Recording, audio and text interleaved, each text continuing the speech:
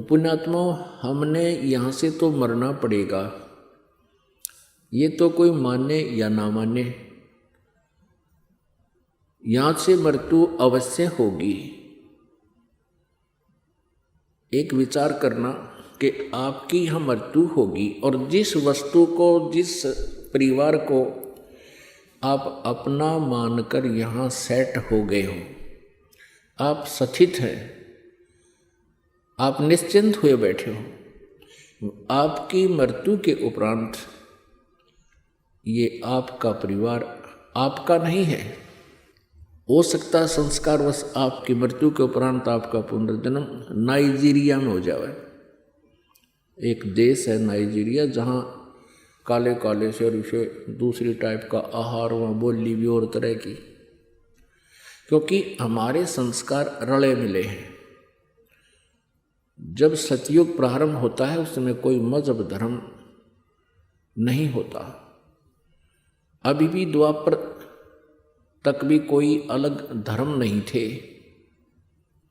द्वापर के बाद कलयुग में इस काल ने ये खेल खेला, हमारे को डिवाइड कर दिया। तो आज कोई मुसलमान बना है तो वो हिंदू को अच्छा नहीं मानता, यानी धार्मिक आधार से, और हिंदू हैं वो मुसलमानों को अच्छा नहीं मानते धार्मिक आधार से। और हम अपने अपने धर्म में और अपने ही ग्रुप में सर्वोत्तम मानते हैं अपने आप को। तो आज कोई हिंदू है, मृत्यु के उपरांत वो मुसलमान के घर जन्म ले सकता है। आज कोई मुसलमान है तो मृत्यु के उपरांत वो हिंदू के घर में जन्म ले सकता है। परमात्मा का विधान है, कोई मानने चाहे ना माने। तो कहने का भाव ये है कि यहाँ से जिसको आज आप अपना मान बैठे हो, ये आपका नहीं है, ये आपने मानना पड़ेगा। तो ये सोच लो कि जब तक हम यहाँ हैं तब तक तो अपना है। इसमें एक ऐसे समझ लो कि हम एक रेल के कंपार्टमेंट में बैठे हैं और हम सफ़र कर रहे हैं। जो अच्छी आत्माएं होती हैं तो वहाँ एक बहुत प्यार से रहते हैं, और जैसे कोई वृद्ध है, कोई रोगी है, कोई बहन है, तो उनको किसी वस्तु की आवश्यकता होती है और ट्रेन रुकती है किसी स्टेशन पर थोड़ी देर के लिए, तो किसी से कुछ प्रार्थना करते हैं वृद्ध या रोगी, तो तुरंत वह बैठे कंपार्टमेंट में उनकी पूरी सेवा करते हैं। भागकर कोई फल लाना है, कोई चाय लानी है, अर्थात एक बहुत ही अच्छे शिष्टाचार से रहते हैं। और जिनका जहाँ स्टेशन आता है वो उतर कर चले जाते हैं।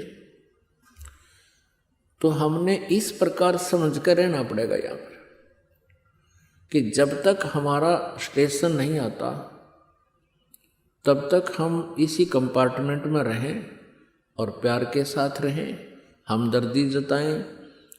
जैसे भी एक परिवार हमारे कंपार्टमेंट समझ लो, एक डिब्बा।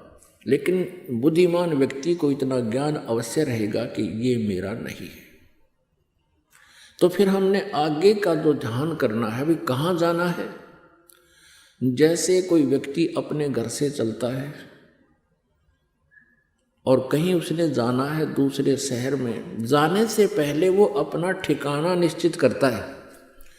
चाहे वो ये भी सोच कर चले कि वहाँ मैं कोई धर्मशाला या होटल में कमरा लेकर रह लूँगा,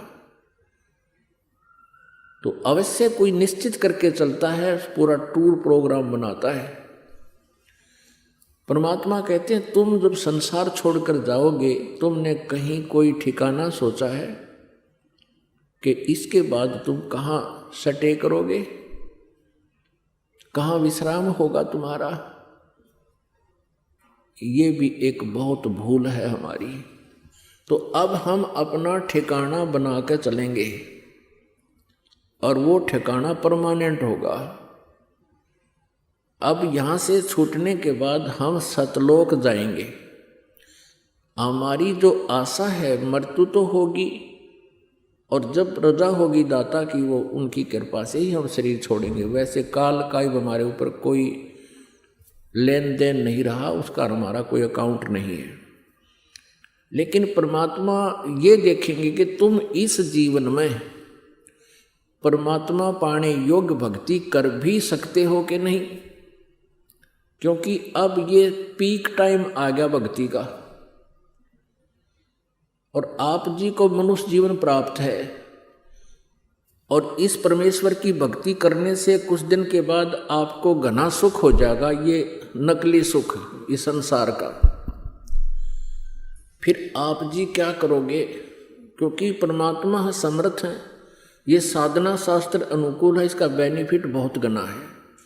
कुछ ही दिनों में आपके पास इतना धन हो जाएगा, इतना पैसा हो जाएगा, क्योंकि काल का यूं भी जाल होगा कि घनी माया होगी तो भी ये फंसेगा। तो परमात्मा की भक्ति में आप आलस करने लग जाओगे, क्योंकि हम दुख में भगवान को घना याद करते हैं, और पुण्यात्मा जो सुख में भी भगवान को याद करते हैं धन्य है वो, तो उनका तो कहना ही क्या है।